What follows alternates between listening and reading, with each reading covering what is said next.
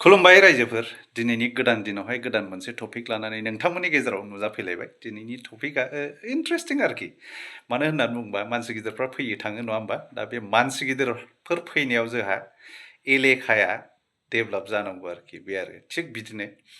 जोंनि बड'लेण्डनि क'क्राझार ओनसोलावहाय नरेन्द्र मदि बिथां प्राइम मिनिस्टार अफ इण्डिया बियो फैनांगौमोन दा बिथाङा बोथोर गाज्रिनि थाखाय माने हेलिकप्टारजों फैनांगौमोन दा बेहाय बोथोर गाज्रिनि थाखाय हेलिकप्टारजों फैनो हायैलाय बिथाङा माने गुवाहाटीनिफ्राय जे खामानि मावनांगौ दंमोन आरोखि जोंनि बड'लेण्ड ओनसोलाव दा गिदिर खामानि मावनांगौ दंमोन दा बेखौ गुवाहाटीनिफ्रायनो बेखेवनानै होलांबाय आरोखि दा बियो जोंनि बड'लेण्ड ओनसोलनि थाखाय बिराद गिदिर मोनसे मोजां आगान आरोखि दा गिबियावनो दं जाहैबाय मोनद' प्रजेक्टनि जे खामानि बेहाय माने बिराद गिदिर एमाउन्टनि फैसा थाखा प्रजेक्ट कस्ट जायखौ जों होनो नङा होमबा दा बियो ओरैबादि बुरजा थाखा सेंसन जादों आरोखि जाया 1100 क्रर जायानाखि जोंनि बिटिसि गभर्नमेन्टनि जे 1500 क्रर बोसोराव फैयो दा बेजों समानफ्राम आरोखि बे मोनद' प्रजेक्टनि थाखाया आरोखि दा बियो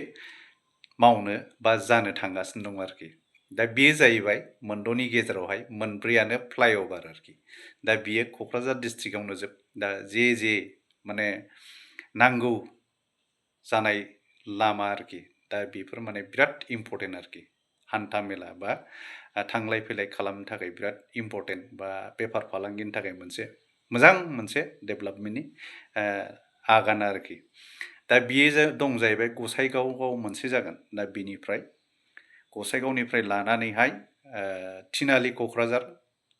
देबोरगाव क'क्राझार आरो थिथागुरि क'क्राझार आरोखि दा बे मोनब्रै फ्लाइअभारा क'क्राझार डिस्ट्रिक्टआवनो जागोन आरोखि दा बिनि अनगायैबो मोननै ओमफ्राय गिदिर दालां आरोखि बेयो संकस दैमानि दालां संकस दैमानि सायाव दालां गोलाव आरो गिदिर मोनसे ओमफ्राय बेखि दैमानि सायाव दालां गिदिर आरो गोलाव मोनसे दालां आरोखि दा बियो गासै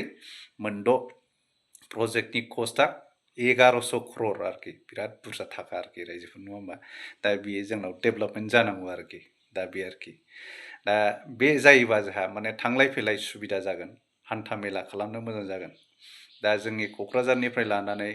जोंनि श्रीरामपुर बर्डारनिफ्राय लानानै सा सानजा ओनसोलनि जे थांलाय फैलाय लामा दा बियो बिराद मोनसे मोजां फालांगि खालामनायनि मोनसे माबायाव गोरलै सुबिदा जागोन आरोखि दा बियो बिराद मोजां डेभेलपमेन्ट आरोखि जोंनि बड'लेण्ड ओनसोलनि थाखाय दा बिनि अनगायैबो जा जोंहा आरो गिदिर खामानि दंबावो जाहैबाय जायानाखि जों वागन फेक्टरि होननानै बुङो रेल डाब्बा बानायग्रा बा रेल डाब्बा रिफायरिं खालामग्रा रेल रिफायरिं खालामग्रा बेफोरबादि मोनसे गिदिर अनुस्थान जायखौ जों इन्सटिटिउसनबो होनो दा बे जोंनि क'क्राझार डिस्ट्रिक्टआवनो जादों आरोखि बेबो बासबारि होननाय जायगायाव दा बिनि प्रजेक्ट कस्टआनो जाहैबाय 256 क्ररनि मोनसे प्रजेक्ट आरोखि दा बेबो जाबाय आरोखि दा बेवहायबो ओरैबादि इन्टारेस्टिं जोंनि लकेलनि बड'लेण्ड ओनसोलनि जायनाखि क्वालिफाइड मानसिफोर बा सेंग्रा सिख्ला लाइमोनफोर जायनाखि इन्जिनियारिं डिग्री गोनां ITI डिग्री गोनां बेफोर माने बाहाय मोजां साख्रि लानायनि मोनसे सुबिदाखौ मोनगोन आरोखि बेजों लोगोसे टेक्निकल नन टेक्निकल मानसिफ्राबो बाहाय मोजां मोनसे साख्रि लानो हानायनि मोनसे सुबिदाखौ मोनगोन बिनि अनगायैबो आरो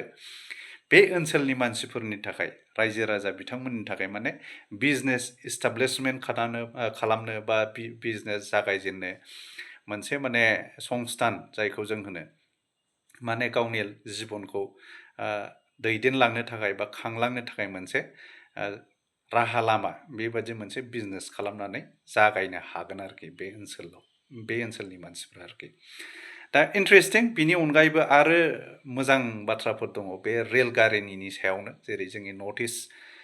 ओनसोलनिफ्राय जे जों बाहेरायाव थाङो जेरैहाय दिल्ली मुम्बाइ सोनाब फारसे जे थाङो दा बिनि थाखाय क'क्राझारा मोनसे ट्रेन लामानि मोनसे हाब बादि जानो थांगासिनो दं बाहाय माने मोनफ्रोमबो ट्रेना माने इम्पर्टेन्ट ट्रेनफोर जेरै नोङो राजधानि वन्दे भारत दा थिग बिदिनो गोदान ट्रेन मा होनो गुवाहाटीनिफ्राय निउ जलफाइगुरिसिम बे गोदान ट्रेन दा बेखौबो बेखेवना होलांदों। दा बियो क'क्राझाराव स्टपेज दं आरोखि। दा बे थांलाय फैलाय ट्रेन लामानि थाखाय मोनसे मोजां हान्था मेला आरो डेभेलपमेन्ट मोनसे माबाया फैगोन आरोखि। दा बिनि थाखाय जोंनि ओनसोला डेभेलप जागोन आरोखि। दा मानसि गिदिरफोर फैनाया जोंहा मोजां, बिसोर फैयोबा डेभेलपमेन्ट जानांगौ, नङा होमबा रायजोफोर? दा आरो इयुनावहाय आरो डेभेलपमेन्ट जागोनखौ जों आसा थिबाय। जोंनि बड'लेण्ड ओनसोला आरोबाव बिनिफ्राय बांसिन डेभेलपमेन्ट बिदि जागोनखौ जों आसा खालामनो हायो। दा बिनिखायनो जायनाखि जोंनि हादरनि प्राइम मिनिस्टार नरेन्द्र मदि बिथां, बेजों लोगोसे आसामनि CM डक्टर हिमन्त बिश्व शर्मा आरो जोंनि खुंथाय गोहोआव थानाय दानि मानगोनां बिथां हाग्रामा महिलारि सार, दा बिथांमोननि नाजानायाव बेफोर गिदिर गिदिर प्रजेक्टआ मोजाङै मोजां जाफुंलांनो हानायनि थाखाय कौटि कौटि धन्यबाद थाहैबाय। दा आरो इयुनावहाय बिदि आरो गिदिर गिदिर प्रजेक्टफ्रा फैनानै आरो जाबावगोन बेखौ आसा थिनानै दिनैनि टपिकखौ आं बेसेयावनो दोनथ'नाय जाबाय रायजोफोर। गोजोन्थों।